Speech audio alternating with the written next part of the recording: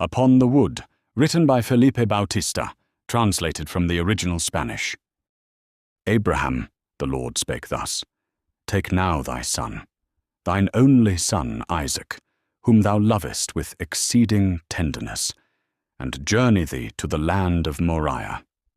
There offer him as a burnt offering upon one of the mountains, which I shall reveal unto thee. Genesis 22:2.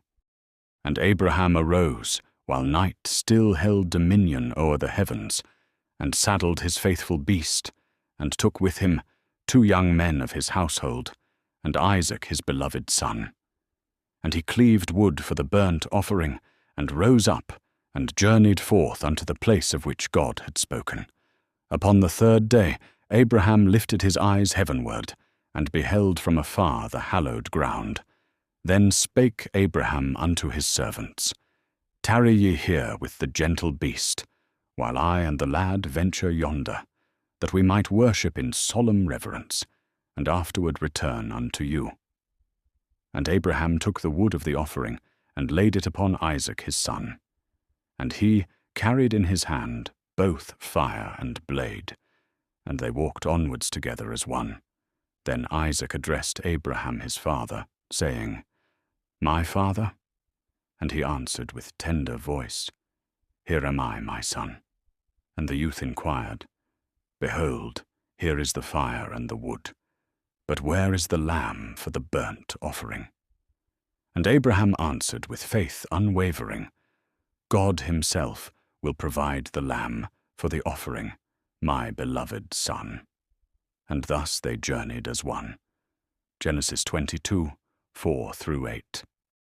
With gentle whispers did the wind caress the earth. The heavens above, adorned with clouds, painted in those dreamlike hues that only an enchanting sunset could bestow.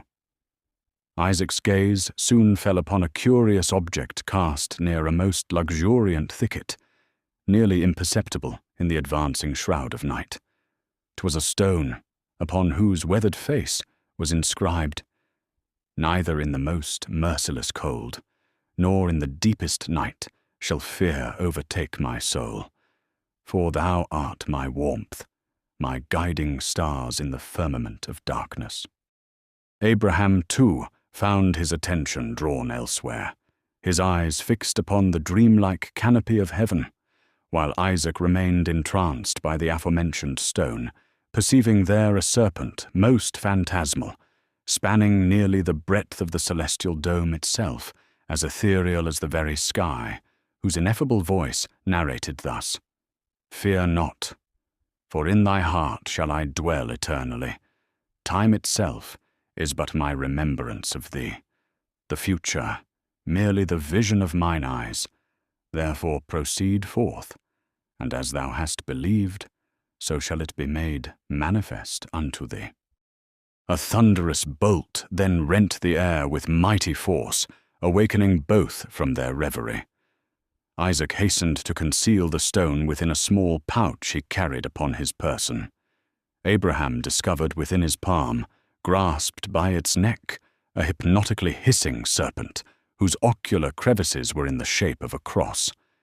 Abraham, gazing upon these eye slits, which exhibited the cross's profile, perceived therein eternity itself, the very warmth of divinity made tangible, that ineffable that dwelleth between each fleeting moment of time's passage, the descent of some vernal shower, birth, life, and death in one divine conjunction, the sacred matrimony of peace and conflict, of blood and flesh, of giving and receiving. From the deepening darkness emerged a lady of indisputably transcendent loveliness, her eyes bound and blindfolded by a cloth, her skin luminous as purest snow beneath a sun-drenched cloudless sky, whose melodious voice sang forth, as I now here recount. A man awakens from one dream, only to find himself in another, and only in the most profound depths that reside within the heart can that which is most fervently yearned for possibly be discovered? She thereafter transformed into the full moon's disk, ascending the gradually endarkening firmament, her radiance illuminating the path upon which Abraham and Isaac trod as they journeyed toward that sacred mount of which God had spoken. Thereafter did Isaac perceive a rose cast upon their path, upon whose delicate petals was imprinted the image of another rose, whose petals in turn bore the image of yet another rose, whose petals likewise carried the image of still another rose, whose petals in their turn bore the image of yet another rose, whose petals carried the same ad indeterminatum in boundless continuity. And when they reached the place of which God had spoken, Abraham built there an altar, and arranged the wood with reverent hands, and bound Isaac his son, and placed him on the altar, upon the wood.